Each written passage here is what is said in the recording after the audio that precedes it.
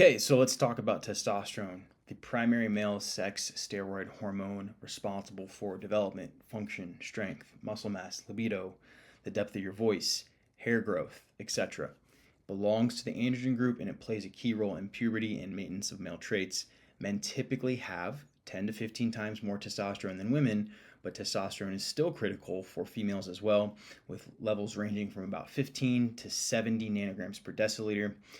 Total T ranges, healthy total testosterone ranges for men, usually 300 to 1,000 nanograms per deciliter. Optimal function occurring on the mid to upper range of this, even above 1,000 nanograms per deciliter is possible. Free testosterone range, typically 5 to 25 picograms per milliliter. It represents the biologically active portion of testosterone, i.e., testosterone that is not bound to SHBG or albumin. Only about 1 to 3% of your total testosterone is actually bioavailable free testosterone, which means it can meet up with androgen receptors, get inside cells, and then be transcribed by DNA to create protein and then have effects on tissues throughout the body. Testosterone is highest during early adulthood, typically peaking between ages 18 and 25. It can stabilize in your 20s and potentially 30s, but testosterone does show a regular decline of about 1% per year, right about the age of 30, although you can stabilize and maintain relatively high levels of testosterone throughout the lifespan if you optimize for lifestyle factors that support hormone production, like sleep, being a healthy body weight and body fat percentage, staying regularly active, getting sunlight, not having nutrient deficiencies, and overall living in a relatively stress-free environment because cortisol is suppressive to testosterone. That being said, probably the most important factor for testosterone production is sleep quality. Deep sleep, the early stages of deep sleep, the first 3 to 5 hours of your sleep throughout the night is responsible for about 50 to 70% of testosterone production. So if you're missing out on deep sleep, your total T levels are going to not be ideal. Plenty of studies show 7 to 9 hours of sleep is optimal for testosterone levels. 5 to 6 hours of sleep, you'll see about a 10 to 15% drop in testosterone. Less than 5 hours of sleep, you'll see about a 15 to 30% drop in testosterone, highlighting just how critical sleep is for this hormone. Testosterone levels typically peak in the early morning, right around 6 to 8 a.m., but obviously sleep is strongly linked to testosterone production. Obviously, fat, the intake of healthy cholesterol levels, is critical for testosterone production. Testosterone is directly synthesized from cholesterol into steroid hormones. Resistance training, high intensity training, lifting relatively heavy loads above 80% your 1 rep max is critical for testosterone because it signals to the hypothalamus to start cycling the hormones such as follicle stimulating hormone and luteinizing hormone that eventually reach your testes and produce sperm and also signal the testes to produce testosterone, which goes back into the bloodstream, eventually acts upon androgen receptors in the body, and then has tissue effects. Recovery and getting enough protein, sufficient a level of carbohydrates, as carbs are supportive to testosterone production, is also key. But largely, you want to balance these lifestyle factors and especially emphasizing sleep, training, and recovery, having an adequate balanced diet to fuel testosterone production and maintain high levels of testosterone throughout your lifespan. Okay, so let's talk about the multi-system benefits of healthy testosterone levels. It extends well beyond just muscle growth. It has impacts on cognitive function, sexual function, athletic function, and cardiovascular health. So, brain and mood. Testosterone supports neuronal growth, it supports synaptic plasticity, memory formation, it enhances dopaminergic activity, it contributes to motivation and focus and your ability to learn, and low testosterone is linked to brain fog, inability to concentrate, and accelerated cognitive decline. So it has neuroprotective effects, it has cognitive enhancing effects, it helps regulate cortisol, counteract high cortisol, and promotes stress resilience. It supports your confidence, mood stability, and motivation. So it really is important to have healthy levels of testosterone, especially if you are a high performance professional, relying on your cognitive ability, your mood, and your behavior throughout the day to get results. Testosterone is essential for sexual desire, arousal, erectile function, Low levels of testosterone actually reduce nitric oxide production, which impairs blood flow and can be a contributing cause to erectile dysfunction. It stimulates spermatogenesis, which is activating Sertoli cells in the testes and then allowing them to produce sperm. Low testosterone means reduced sperm count, reduced motility, and fertility issues. Another thing you want to be critically aware of is testosterone binds to androgen receptors in muscle tissue, which enhances muscle protein synthesis, triggering faster repair, faster growth, bigger gains in strength. And low testosterone means a loss of lean muscle mass, decreased strength, and slower recovery. Testosterone is cardioprotective and cardioenhancing. It enhances and stimulates erythropoiesis, which is red blood cell production, and increases oxygen delivery to muscles. It improves aerobic capacity, it improves endurance, it improves athletic function. Testosterone lowers catabolic hormones like cortisol and reduces muscle wasting, and it accelerates tissue repair and minimizes post-exercise inflammation. Heart health. Testosterone supports heart muscle strength and cardiac output. Like I said, it increases red blood cell production. It enhances and improves oxygen transport to tissues. It stimulates nitric oxide production. And low testosterone is linked to risk of hypertension, which is high blood pressure, arterial stiffness, and poor circulation. Men with optimal testosterone levels actually have a lower risk of heart disease and metabolic syndrome, helps regulate insulin sensitivity, and reduces the risk of type 2 diabetes. So, testosterone is cardioprotective, it improves blood circulation, it improves oxygen delivery, and it improves overall cardiovascular health. How does your brain regulate the production of testosterone? It does this through the HPG axis, which is also known as the hypothalamic pituitary gonadal axis. The way this works is the hypothalamus is a small region of the brain, and when it detects suboptimal levels of testosterone in the bloodstream, it will release gonadotropin releasing hormone, and this will act upon the anterior pituitary, which will then cause the pituitary to release follicle stimulating hormone and luteinizing hormone. Luteinizing hormone stimulates Leydig cells in the testes to produce testosterone, and follicle stimulating hormone works with Sertoli cells in the testes to produce sperm. This is also known as spermatogenesis. Luteinizing hormone binds to Leydig cell receptors, which activates cyclic AMP, also known as CAMP signaling, which upregulates the enzyme cholesterol desmolase. This initiates testosterone synthesis from cholesterol. From there, the Leydig cells actually convert cholesterol into testosterone through a multi-step process called steroidogenesis.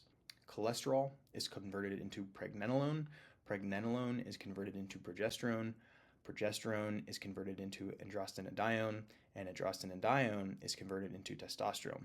Testosterone then enters muscle cells to stimulate protein synthesis and muscle growth, enhances libido and reproductive function.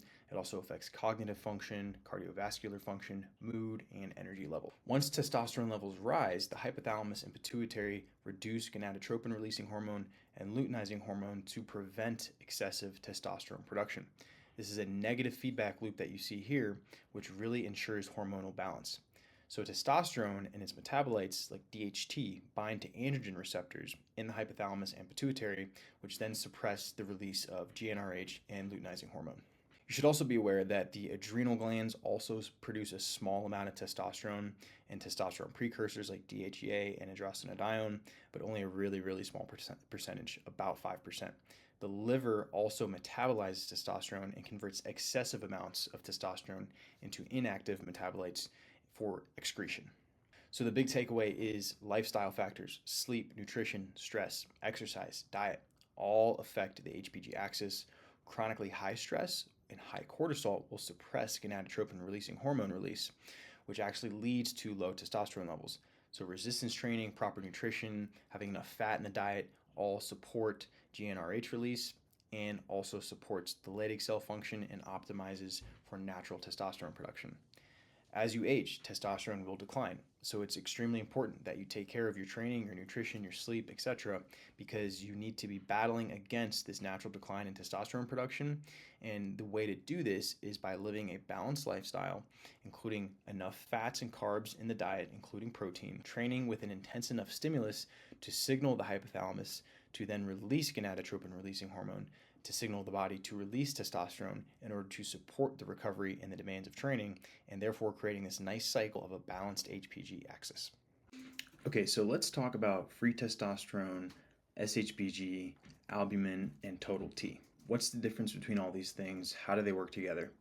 So we're looking at the circulating fractions of total testosterone throughout the body. And what you need to know is that total testosterone is only a small fraction of the picture, quite literally. So we have total testosterone, which is the total amount of testosterone in the blood, including bound and unbound fractions. 98% of testosterone is protein bound. That means it's either bound to SHBG or albumin. Three main fractions of testosterone are SHBG bound, which is tightly bound, meaning there's a strong connection between the testosterone and SHBG. Albumin bound, which is weakly bound, the connection is fairly weak compared to SHBG. And then unbound testosterone or free testosterone. SHBG bound testosterone is not available for androgen receptor activation. So when testosterone is unbound, it has the ability to be bound to an androgen receptor and then put into the nucleus of a cell, meet up with an androgen response element, be transcribed, and then produce DNA and downstream proteins that have tissue effects. But testosterone that's bound to SHBG cannot do this. Albumin bound testosterone is loosely bound and it can dissociate when needed, making it bioavailable. So think of albumin bound testosterone as kind of a dynamic reservoir, whereas the body is maintaining and regulating the circulating levels. But when it needs to quickly upregulate free testosterone, it will change some environmental factors. The body will read signals and then allow this testosterone that's bound to albumin to become unbound and therefore free testosterone. That's why albumin bound testosterone is considered bioavailable, although not as quickly bioavailable as free testosterone. So the key concept is that the testosterone that's bound to albumin and free T can actually exert effects on muscle growth, metabolism, and performance. SHBG testosterone is tightly bound, which makes it inactive. About 50 to 60% of total testosterone is bound to SHBG, which prevents it from acting on androgen receptors. High SHBG levels in the body prevent free testosterone from being available. So potential symptoms of low T despite normal total testosterone levels would be indicative of high levels of SHBG. Low SHBG means more free testosterone, but that also means that the free testosterone can be aromatized into estrogen, which is also not a good thing. So again, the key concept here with hormones is balance. Balance is key. So what affects SHBG levels? Increases in SHBG can be due to aging, high estrogen, liver issues, low carb diets, endurance training. What can decrease SHBG is insulin resistance, obesity, high protein diets, boron, vitamin D, and resistance training. So some things are good, some things are bad, but really you want an ideal level of SHBG so that you have an optimal level of free testosterone. So lowering SHBG within an optimal range, which is typically 20 to 40 nanomoles per liter, will ensure more bioavailable testosterone, but not too much so that it doesn't get aromatized into estrogen. Albumin-bound testosterone, again, it's bound weakly. It's like a dynamic reservoir. It's considered bioavailable because testosterone can quickly dissociate from albumin and activate androgen receptors. So total testosterone does not always tell the full picture. Really, when you get blood testing, total T is a great thing to have, but you also want to know free T. You could potentially look at SHBG levels to get the full picture overall. But what affects free testosterone levels? Adequate levels of magnesium, boron, zinc, resistance training, lowering SHBG. Chronic stress and cortisol, obesity, and high estrogen will lower free T levels. So, more free testosterone means more anabolic effects, improved performance, and better overall function. So, ideally, what you want to do is look at lowering SHBG naturally with things like boron, vitamin D, zinc, high protein diets, or higher protein diets. optimizing albumin levels, which is just a protein found in the blood, with proper hydration, liver health, and adequate protein intake. And then you want to monitor free testosterone levels via blood work, not just total testosterone, because you need the full picture here. Reduce excess aromatization, the conversion of testosterone to estrogen through strength training and having a proper micronutrient balance, because the micronutrients will actually impact as cofactors for some of the enzymes that convert testosterone into estrogen. And again, you want a very balanced profile in that sense. Increasing androgen receptor sensitivity with resistance training, proper nutrient uptake, creatine, omega-3, vitamin D, all key components of this.